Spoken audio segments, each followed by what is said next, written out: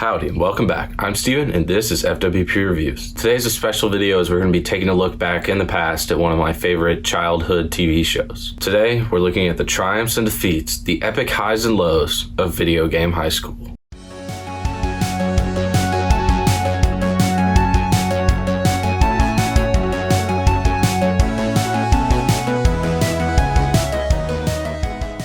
Video Game High School, for those who don't know, is exactly what it sounds like. It's a high school focused on video games, and a surprising lack of any actual substantial curriculum. It focuses on a handful of pretty insane characters, but it mostly focuses on the oddball trio of Brian, Ted, and Key. Brian is played by Josh Blaylock, Ted by Jimmy Wong, and Key is played by Ellery Porterfield. They run at the beating heart of this show, and it wouldn't really be the show that it is today without them, and I enjoy their performances, obviously. It also features the top-notch gamer Jenny Matrix, as well as the character with the best villain-to-hero arc ever put to screen, the Law. As I like to say, VGHS walked so esports could run. With that, let's run into the rest of the video.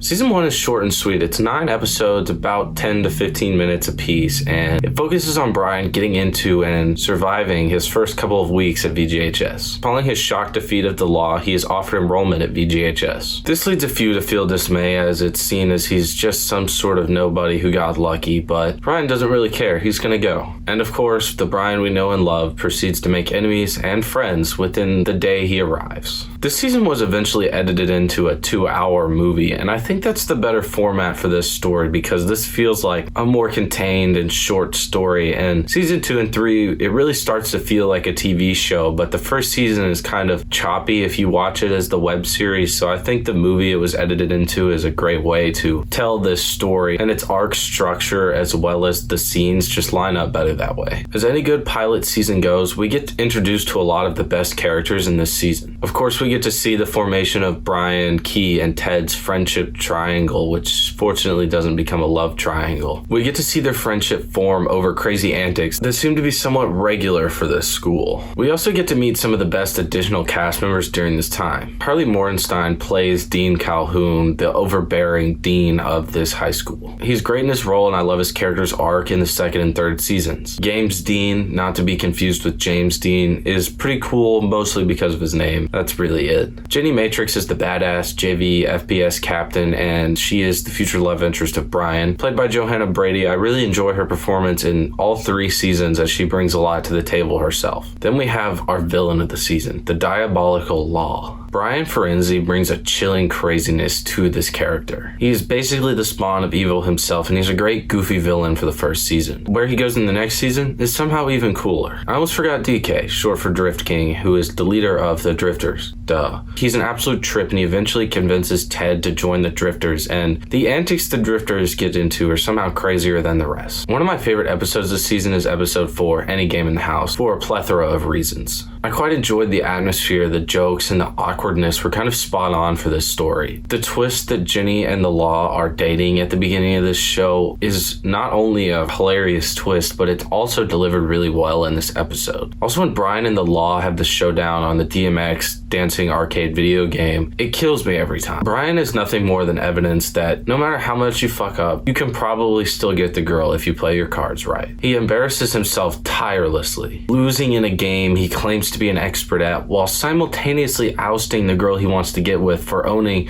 a child game. Additionally, he tries to get into a shooting match against 3 people, and he's gonna get fucked unless Jenny comes to save him, which she does. I don't know why she did it, but Brian, you taught me this. If you're a fuck up, you can still get the girl or the guy, whatever you're going for. Doesn't matter how much you fuck up, Brian can end up with the girl. Anybody can.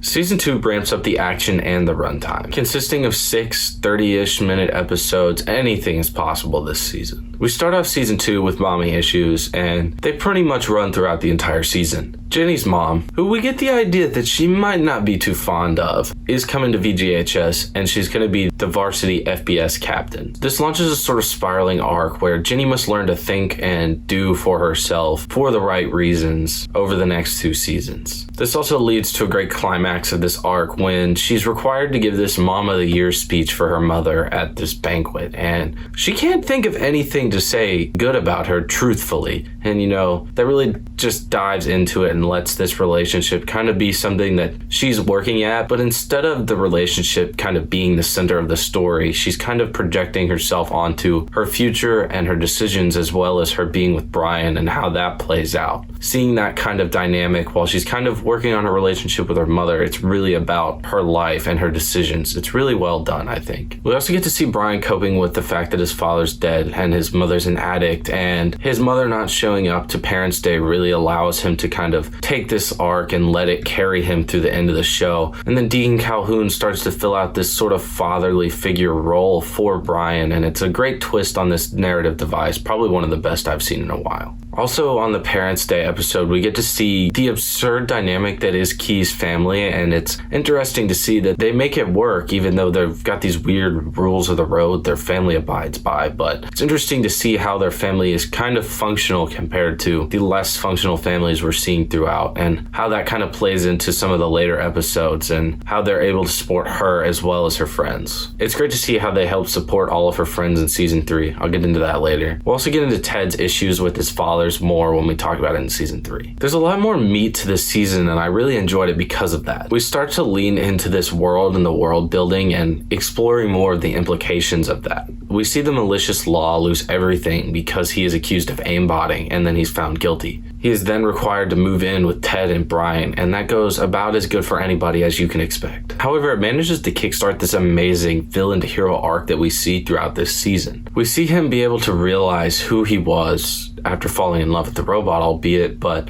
he manages to clear his name, but at the cost of a dear friend. One of the strengths of the season is seeing Brian struggle for money after he lost his scholarship because of various parental issues and money issues aplenty. In a Dean Calhoun sort of way, Dean Calhoun allows him to work off some of his debt. It allows this father-son dynamic to start to build between these two characters and let him step into sort of a mentor role for Brian. It helps to add depth and understanding between these two characters that were previously somewhat at odds. The students at VGS celebrate all of their holidays on one day, Leadmas. Now, all of the holidays on one day, you might say? Yes.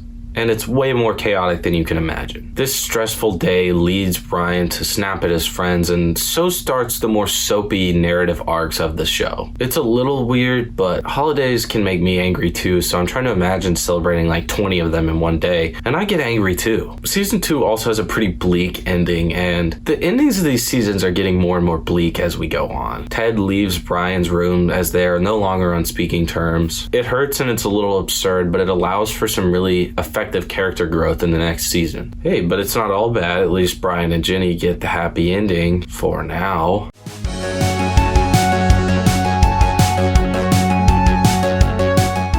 The beginning of season 3 is when we see Ted and Brian having to confront and try to navigate their differences, all in hopes to help Key win her bid for class president. And of course, it doesn't go as well as you might expect, but it helps start the arc for the season really well. During this time, Jenny Matrix enters the world of talk shows as she's getting more and more hype on the pro circuit because of her work as the leader of the JV team, which got to compete instead of the varsity team after the aimbotting thing.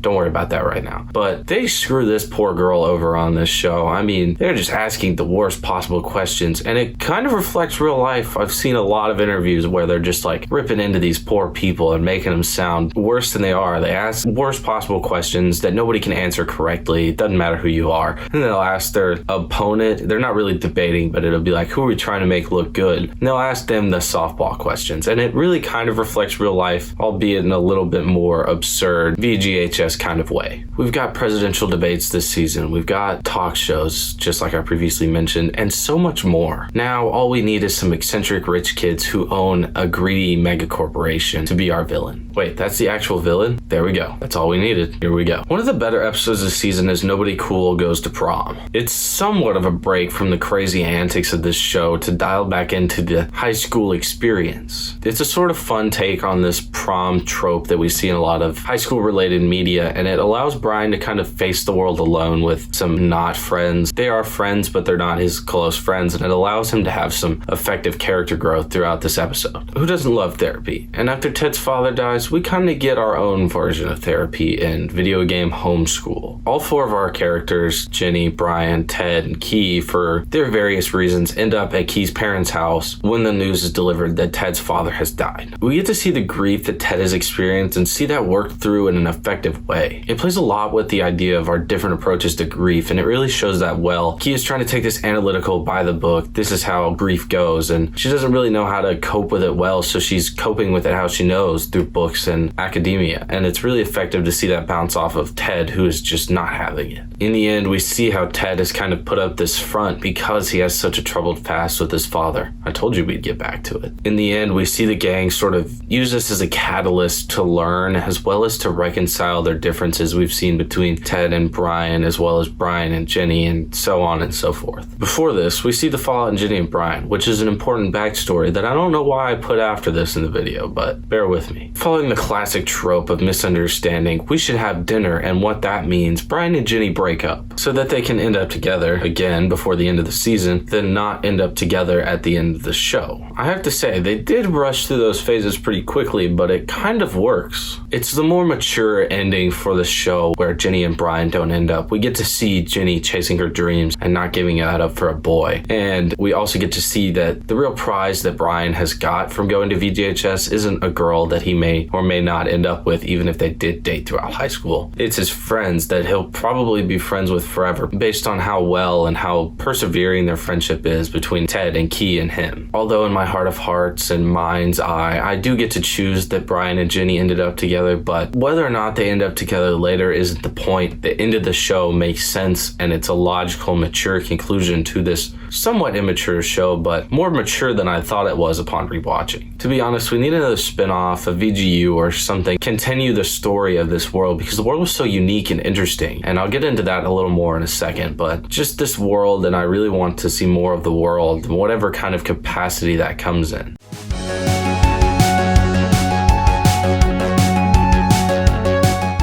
This show has a ton of interesting elements to it. I forgot how deep a lot of the elements of this story and world run. I thought they kind of scratched the surface of mostly cool ideas, but they really do get delved into deeper and more robust themes than you might imagine. Obviously, the premise of the show allows for us to see the video games in live action, which I think is a part of what made this show such a classic. It's not us just seeing it played out on a screen or just seeing the reactions. We're actually getting to see these characters in these moments, and it's not really what video games is like, but it can kind of be. So I really do enjoy that aspect of the show. The visuals aren't A-list, top-tier visuals, but for the budget of the show, it shows how much heart and dedication there was behind the show and the team, and how much they put into it, and seeing that kind of shows when you put all of you and all of your team into something great is sure to come out. It's great, and it allows for real drama on the racetrack, the battlefield, and a farm. Speaking of farms, through the diversity and robust range of games we actually get to see portrayed in this show, it allows for this effective, exaggerated sort of take on the social and clique structure of high school. We see how the social gamers are basically banished to the basement because their game isn't cool enough. We see lots of stuff like this in other high school movies as well as real life, maybe on a smaller scale, but you see how the football team gets all this money and sometimes the band and the arts are pushed to the back and they're given less ideal equipment, and we see this in real life, and it's kind of an effective commentary on that. It helps ground the show and give the world building even more oomph. A more funny thing I noticed is that this school has quite a serious gambling problem. They're basically being taught to gamble their education future for matches because if you lose so many or whatever, you can just get expelled. I mean, that's not a great foundation. Additionally, they are betting all of their child money. They've got very little money, but they're betting all of it on matches as they're watching. I mean, for Brian and the Law's first official match in the JV varsity match in the first season, they're betting all of their money. The kids are coming up to I bet all my allowance on you. Like, that's insane. Surely they can't be getting away with that. And then Ted finds out that all of the drifters are betting on each other. Like, this cannot be real. I don't think Video Game High School would be what it is today without its fever dream-esque episodes and scenes. In the first season, we see Brian get expelled and take over an arcade. This episode is a total trip. It's not exactly clear what is real and what isn't. It has this heavy stylization, and the feverish elements of it are what makes it so memorable. Also, we see Ted literally get locked into a machine that he cannot leave until he wins a car. I mean, so bizarre. Jenny also has this nightmare where she's required by her mother and this pro game team leader to kill a unicorn. And when she kills the unicorn to become a pro gamer, it turns into Brian, and it's just a trip. The universe of VGHS is one ruled by technicalities. There's no ifs, ands, or buts about it. Every season, large technicalities push the plot forward. In the first season, Brian is allowed to try out for the FPS team because he signed up before he was expelled, which that is weird enough, right? But it goes deeper than this. After the law uses aimbots and gets the entire varsity team banned from the big tournament, the JV team is allowed to take their spot because the ruling only said that the varsity team couldn't play. Surely that would not fly, right? Legally or anything. Insanity. There's so much more to this world than I expected, and there's so much more to discuss that I wanted to and didn't get to, as well as things I probably just forgot. I have inevitably forgotten countless things, but it's okay. The goal of this was to reflect on a definitive piece of my childhood, and we did that. As I delve further into my creative career beyond just reviewing and talking about things, it's important for me and has become more important for me to remind myself of these things that have stuck with me, VGHS, The 100, they've stuck with me, but I haven't seen them in so long. It's like, why did they stick with me? And the details are kind of fleeting, so it's important for me to continue to revisit and learn, why did this stick with me, even if it's not something super mainstream and critically renowned. I think it's important to inject a part of yourself into everything, so VGHS was a definitive piece of me for a really long time, so I'm glad to be able to take a look at it and make content for you, as well as to push my creative career in that direction more. With that wraps another video up. I hope you all enjoyed the blast from the past about VGHS, or an introduction into a kind of corny but really just overall great TV show that is VGHS. Haven't seen it before, check it out, obviously. The next 2 weeks are going to be dominated by Marvel. Obviously, Black Widow just released, so I'm going to be doing a video review on that. And Loki wraps up in a couple of days, whenever, depending on when this video is released. It may have already wrapped up. But the week following that, I'm going to release a review for Loki. I've been really enjoying Loki, and Black Widow was pretty good, so I'm excited to talk about them and delve into my thoughts on them for you guys as well. And until next time, follow my Instagram at FWP Reviews 100 for daily written reviews about the newest movies. With that, this is FWP Reviews signing off. Thank you guys so much for watching. I'll catch you all in the next one.